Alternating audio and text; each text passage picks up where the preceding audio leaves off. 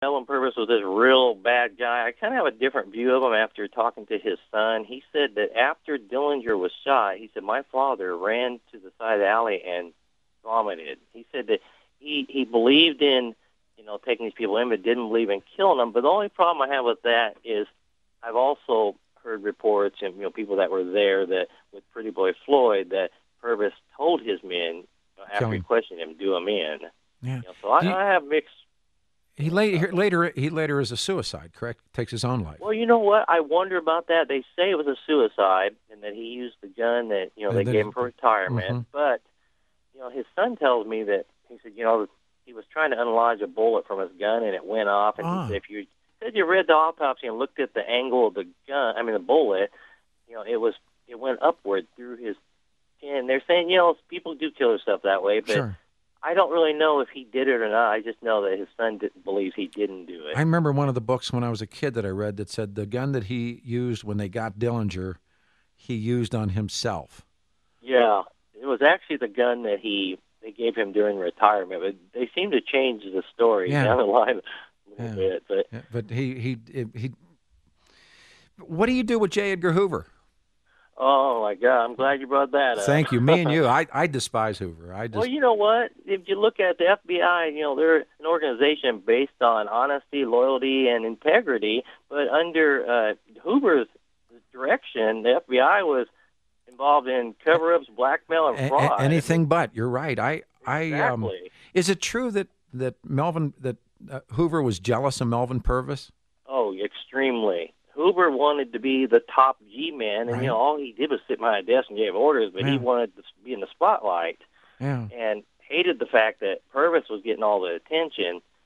And, he even removed Purvis from that position and put Samuel Crowley in charge of Chicago, but Purvis still ran the show, which I liked Purvis. I do too. I'm a Melvin Purvis fan. I'm a Dillinger. I mean, it's weird to sit on a radio show and say that you like their lives. Well, on the other side of the coin, I liked Purvis like I liked Dillinger. He was kind of, I'm going to get these guys, and Dillinger's over there smiling, saying, let them try. And the only thing the FBI had this shoot to kill tactic, and they were a bunch of lawyers fresh out of college, and they put guns in their hands, and these guys were scared and going up against these criminals, and a lot of times they would shoot because they were afraid, who they were going after. And I think a lot of it, was just kids with guns in their hands pretty much. And local police despise them, too. I'm sorry, go ahead. It's 16 after the hour. The book is Dillinger, The Hidden Truth. Our guest historian, Tony Stewart, historical tribute to gangsters and G-men in the Great Depression era.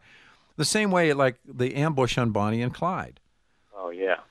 In the end, they were so afraid of Clyde Barrow that they just waited in ambush and just killed him, right? He and Bonnie. Well, you and I both know that if you hid in the bushes and two outlaws pulled up and you pumped 667 bullets in their car and killed these guys out and without any, warning, the police would be in jail too.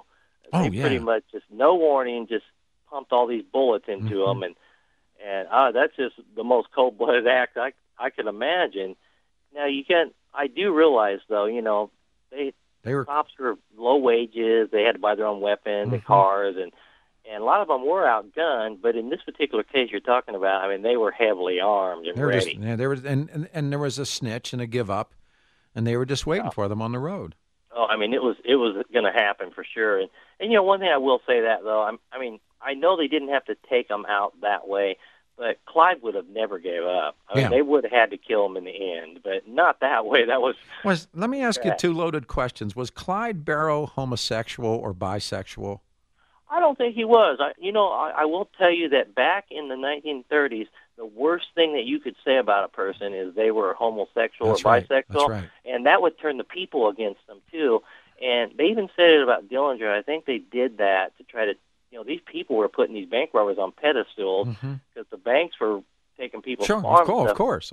So I think they used it as a tactic, try to turn the people against them. I don't believe he was. He was with a woman when he died. I really don't think he was. And that was always kind of a rap that he was, quote, confused. He was AM and FM, I guess. But I have read that that the feds would put that out, or the G-men would put that out, because I just read 2 books about Jesse James, and I like Jesse James, too. yeah, and Jesse James comes off as this guy concludes that there's still parts of Missouri that you better not say anything bad about Jesse James. I mean, that's an interesting Well, he was line. a rebel. Yeah, he was all of that. He was a guerrilla. He was everything. But Oh, yeah. I mean, the South respected him highly. But they were bank robbers. Yeah. And train robbers.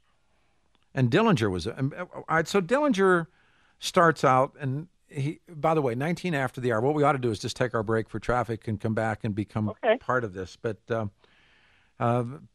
people saw him as a modern day Robin Hood, did they not? They sure did. And now the film is out, and you say the film is good, but it's not on the money. Good acting. I think that it was written poorly as far as facts. Yeah. Anyone that didn't know the facts probably enjoyed it. I mean, but yeah, it's always the case, isn't it? We're the worst critics when it comes to watching something. Well, historians are, yeah. Yeah. All right, hang on if you would. 19 after the hour, 7:19. The book is Dillinger.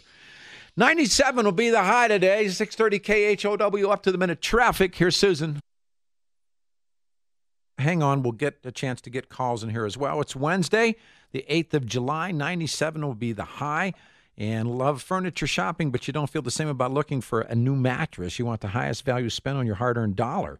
You spend a third of your life in bed. You're not satisfied with your current comfort levels. Search out hard-to-find, tough-to-beat Innomax in Denver, I-25 and I-70. If you're going east or west on 70, you either go over or under on 70. You either go over or under I-25. Look right at the north corner. There it is, a blue and white warehouse. That's it. It's Innomax. Also in Fort Collins, I-25 and Highway 14. Unlike most mattress stores offering you one level of comfort only one way, Innomax offers you individual ways to sleep.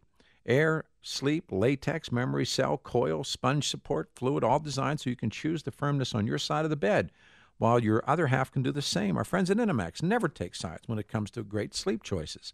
Hard to find, tough to beat. If you can get a better bed, go buy it. Guaranteed better prices. 1-800-INOMAX for good directions. They're the best. They're our friends, Innomax. The book is Dillinger, The Hidden Truth. Tony Stewart is our guest. These guys are all getting attention again. Tony and I share this view that America is, or at least I think we do, we're sliding into a greater depression almost than the one that that the country witnessed in the 1930s. Do you believe that Dillinger and Floyd and these guys were creations of the Great American Depression, Tony? I think some of them were. I think Pretty Boy Floyd definitely was. But John Dillinger, he was arrested on a attempted robbery, and his father, who was a deacon of a church, went and talked to the prosecutor. The prosecutor told him that, don't worry, this is his first offense. He'll get off on probation. Well, in a 5-minute trial, his dad didn't give him a lawyer, didn't show up at court, nothing. They sentenced him 10 to 20 years. I think Dillinger was more about, bitterness towards society. And he would later tell his dad in a letter that, I did too much time, and I guess I grew bitter towards society. So I think Pretty Boy Floyd and some of the others, Bonnie and Clyde and them, because of how the hard times I think they were, it was about the Depression. I get the sense from reading about Clyde Barrow and Bonnie Parker that they loved the limelight. That who was it that wrote a letter to Henry Ford? Wasn't it Clyde Barrow? Yeah, saying he really admired their car. Yeah, stealing their cars. Yeah, and now you're right. Both of them, seeing their name in the papers, that was a big thing back then. And one thing I'll say about Bonnie and Clyde that I admire is, of all the criminals back then, you had Pretty Boy Floyd, John Dillinger. Bonnie and Clyde were the only two that I'm familiar with that were recognized.